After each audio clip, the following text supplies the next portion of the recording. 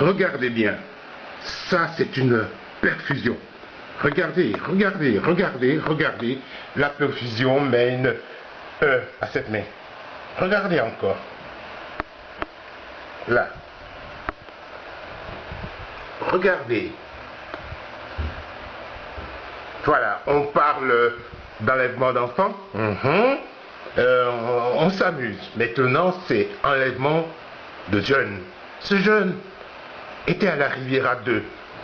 Et c'est là-bas que des personnes ont tenté de l'enlever.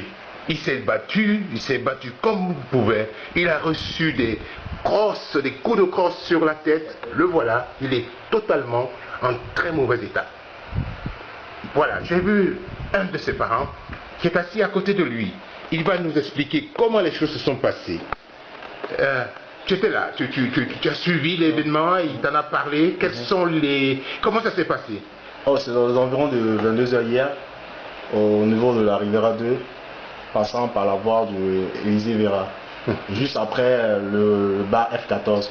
Il y a un espace plein air où on a l'habitude de manger là-bas. Et c'est là-bas qu'il se rendait? Oui, c'est là-bas qu'il se rendait. Et en partant, il a vu deux véhicules garés. Deux véhicules garés, c'était Alfa Romeo. Deux véhicules Alfa Romeo. De couleur rouge. Couleur rouge, couleur sang. Voilà, ce qu'il a trouvé un peu bizarre. Donc, il a garé juste devant ses véhicules. Il a garé en descendant, il a descendu en condamnant son véhicule. Il y a un véhicule qui est venu, qui a coupé devant lui, qui a garé juste devant lui.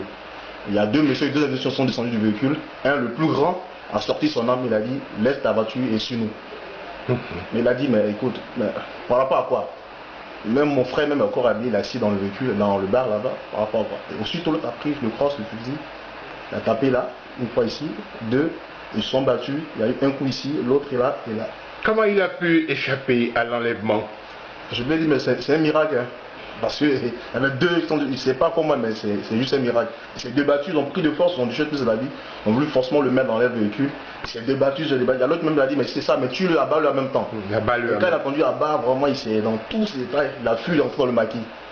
Et là, quand tout le monde est sorti, bon, on a pu retrouver ces personnes-là. Son véhicule est resté, sa clé est restée, son porte-monnaie est resté, c'est bien, tout est resté. Ils n'ont même pas pris l'argent, ils n'ont rien pris.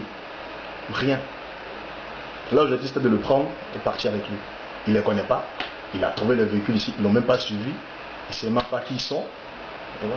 Ok, merci beaucoup pour ce témoignage parce que jusque-là, tout le monde se dit c'est les enfants. Alors, ce n'est pas ce reportage, ce n'est pas un problème politique, ce n'est pas un problème gouvernemental. Je le fais pour que tout le monde sache que chacun ici en ce moment est menacé et donc apprenez à vous défendre et courir. Au revoir.